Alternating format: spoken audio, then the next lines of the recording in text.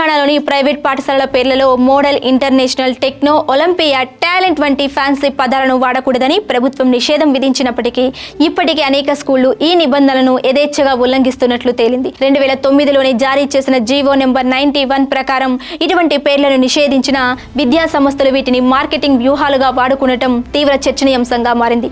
విద్యాశాఖ తనిఖీలలో వెల్లడైన సంచలన గణాంకాలు మరియు అధికారుల తీవ్ర హెచ్చరికల పూర్తి వివరాలను ఈ వీడియోలో చాలా క్లియర్ గా చూద్దాం.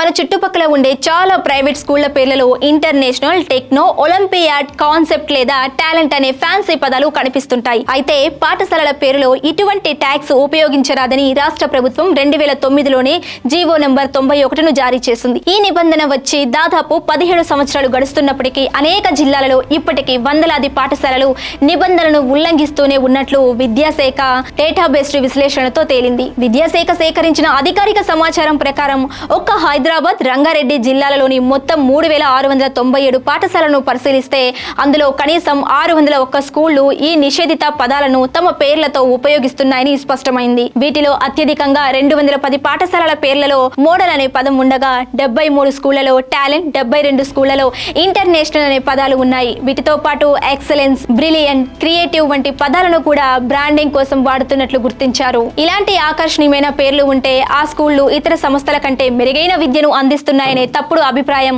తల్లిదండ్రుల్లో కలుగుతుందని, దాని ఆధారంగా భారీ ఫీజులు వసూలు చేసే ప్రమాదం ఉందని ప్రభుత్వం జీవో నెంబర్ 91లో పేర్కొంది. దీనిపై మాజీ జాతీయ బాలల హక్కుల పరిరక్షణ commission chairperson doctor Shanta Sinha స్పందిస్తూ ఈ తరహా పేర్లు విద్యా నాణ్యతకు కొలమానం కాదని, కేవలం తల్లిదండ్రులను ఆకర్షించే మార్కెటింగ్ స్టంట్స్ అని అభిప్రాయపడ్డారు.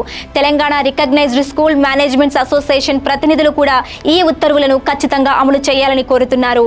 విద్యాశాఖ అధికారులు ఇప్పటికే నిబంధనలు ఉల్లంఘించిన పాఠశాలలకు నోటీసులు జారీ చేశామని, కొందరు పేర్లు మార్చుకున్నారని తెలిపారు. అంతేకాకుండా ప్రస్తుతం కొత్తగా గుర్తింపు కోసం వచ్చే పాఠశాలలకు ఇటువంటి నిషేధిత పదాలతో అనుమతులు ఇవ్వడం లేదని స్పష్టం చేశారు. కేంబ్రిడ్జ్ లేదా ఐబీ సిలబస్ బోధించే స్కూళ్లు మినహాయించి మిగిలిన పాఠశాలలు కేవలం పేరును చూసి కాకుండా బోధనా ప్రమాణాలు, మౌలిక సదుపాయాలు వంటి టీచర్ల అనుభవాన్ని బట్టి నిర్ణయం తీసుకోవాలని విద్యావేత్తలు సూచిస్తున్నారు. ప్రైవేట్ స్కూళ్ల పేరులో ఉన్న ఫ్యాన్సీ పదాలు విద్యా నాణ్యతకు హామీ ఇవ్వలేవు కాబట్టి తల్లిదండ్రులు కేవలం బ్రాండింగ్ చూసి మోసపోకుండా పాఠశాలల వాస్తవ ప్రమాణాలను పరిశీలించడం చాలా అవసరం. మరి ప్రైవేట్ స్కూళ్ల ఫ్యాన్సీ పేర్లపై ప్రభుత్వం జీవో నెంబర్ 91ని కఠినంగా అమలు చేయడంపై మీ అభిప్రాయం ఏమిటి?